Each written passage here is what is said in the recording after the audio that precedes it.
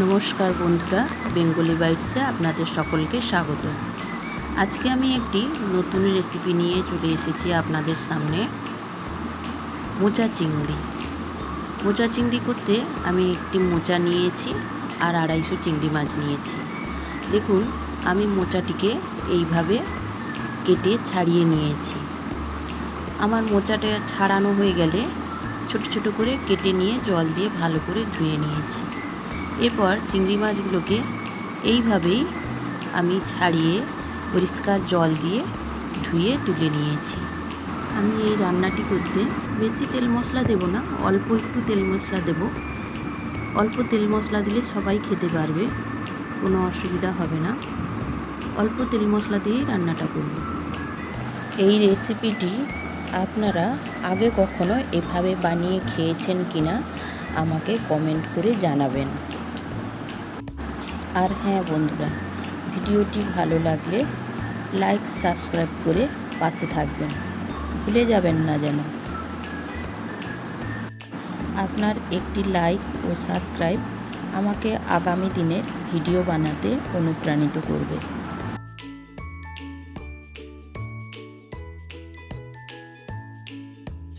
তেল গরম হয়ে গেলে আগে থেকে কেটে রাখা আলু দিয়ে অল্প নুন হলুদ দিয়ে আলুগুলোকে লাল লাল করে ভেজে তুলে নিচ্ছি।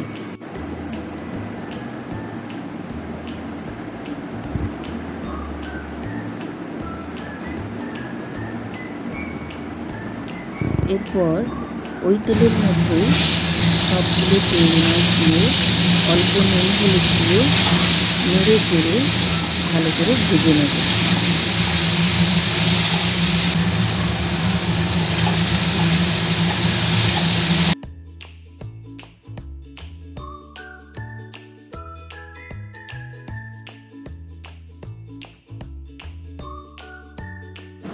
তেলের মধ্যে দুটো তেজপাতা দিয়ে এখানে জিরা, লঙ্কা, আদা আর নারকেল ব্লেন্ডারে ভালো করে পেস্ট করে কড়াইতে দিয়ে দিলাম এবং সাথে অল্প নুন হলুদ দিয়ে রং করার জন্য কাশ্মীরি লঙ্কার গুঁড়ো দিয়ে ভালো করে নেড়ে চেড়ে নেব। মশলাটা কষে গেলে দেখুন সুন্দর তেল ছেড়ে দিয়েছে। এরপর আগে থেকে সিদ্ধ করে রাখা মোচাটা দিয়ে ভালো করে নেড়ে চেড়ে নিয়ে ঢাকনা দিয়ে ঢাকিয়ে রান্নাটা 4 থেকে 5 মিনিট হতে দেব। ঢাকনা খুলতেই দেখুন মোচা থেকে অল্প জল ছেড়েছে। আবারও ভালো করে নেড়ে চেড়ে আগে থেকে ভেজে রাখা চিংড়ি মাছগুলোকে দিয়ে দেব। এরপর আগে থেকে ভেজে রাখা আলুগুলোও দিয়ে ভালো করে আবারও নেড়ে চেড়ে নেব।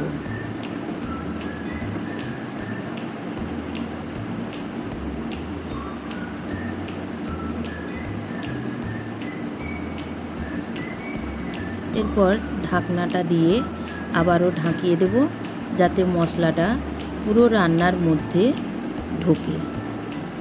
এরপর গরম মশলাকে ভালো করে বেটে নিয়ে আমি দিয়ে দিলাম এবং অল্প ঘি দিয়ে আবারও একটু নেড়ে চেড়ে তৈরি করে ফেললাম মোচা চিংড়ি।